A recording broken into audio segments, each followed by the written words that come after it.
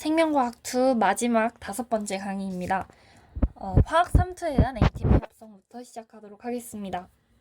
틸라코이드 막에서 일어난 비순환적 전자 흐름과 순환적 전자 흐름에서 형성된 H 플러스 농도 기울기에 의해서 ATP가 합성되는 과정입니다. 관계 2가 빛을 흡수하면 P680에서 고에너지 전자가 방출됩니다. 이 고에너지 전자는 전자 전달계를 거치면서 관계 1으로 전달이 됩니다. 고에너지 전자가 전자 전달계를 거쳐서 이동하는 과정에서 에너지가 방출된다고 했죠. 이 에너지로 H+가 스트로마에서 틸라코이드 내부로 능동 수송이 됩니다. 그 결과 H+ 농도 기울기가 형성이 되고요. 이 H+ 농도 기울기를 따라서 H+가 확산되면 또 ATP가 합성이 되게 됩니다. 또 비순환적 전자 흐름에서 NADPH, O2가 생성이 되고요. 순환적 전자 흐름과 비순환적 전자 흐름에서 형성된 H+ 농도 기울기에 의해 다시 또 ATP가 합성이 됩니다. 이 ATP와 NADPH는 CO2를 환원시켜서 포도당을 합성하는 과정에 사용됩니다. 이제 암반응에 대해서 알아보도록 하겠습니다. 이렇게 위에서 명반응에서 ATP와 NADPH를 만들어가지고 암반응에다가 전달을 해주는데요. 탄소 고정 반응이라고 불리는 이 암반응은 탄소 고정, 그리고 3PG의 환원, 그리고 RUBP의 재생으로 나뉩니다. 3개의 CO2가 들어가면은 이 루비스코라는 효소를 이용해서 3개의 인산글리세르산을 만듭니다. 그리고 이 3개의 인산글리세르산에 ATP가 사용되고요.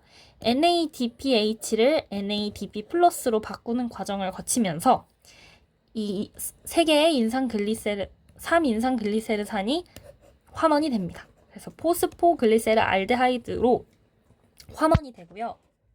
이 포스포글리세르알데하이드가 총 6개가 만들어지는데 이 중에서 1개는 포도당을 만드는데 이용이 됩니다. 그리고 나머지 5개는 다 계속 이 켈빈 회로에 남아가지고 이 리블로스 2인산을 재생시키는데 사용이 됩니다. 이 5개의 포스포글리세르 알데하이드가 있을 때 여기서 2개의 인산이 빠져나가고 3개의 ATP가 3개의 ADP로 바뀝니다. 여기서 왜 이 3개라는 숫자가 나오냐면 5개의 포스포글리세르 알데하이드에는 5개의 이 P가 있습니다. 5개가 있었는데 2개가 빠져나가면 3개가 되죠. 근데 여기서 ATP가 ADP로 바뀌면서 3개를 더 주고 갑니다. 그럼 총 6개가 되었죠. 그래서 한 분자에 P가 이렇게 2개 들어있는 리블로스 2인산을 3개 만들 수 있게 되는 겁니다. 그럼 총 6개가 필요하죠. 그리고 이 리블로스 2인산은 다시 돌고 돌아서 3인산 글리세르산이 됩니다. 이 과정을 탄소 고정이라고 합니다. 이 전체 과정에서 CO2 6분자가 고정되고 ATP 18분자와 NADPH 12분자가 사용됩니다.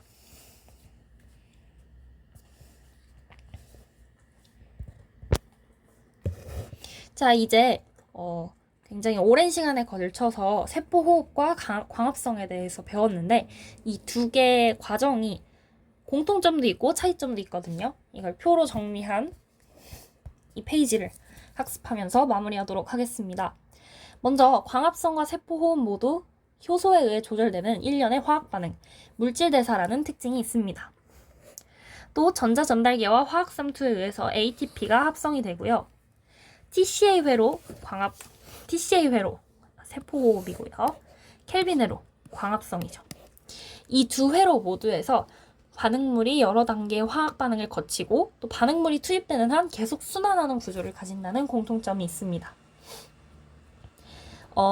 차이점을 알아보자면 광합성은 말 그대로 합성이죠. 동화작용, 해당하고요. 세포호흡 같은 경우는 분해하는 과정이기 때문에 이화작용에 해당합니다.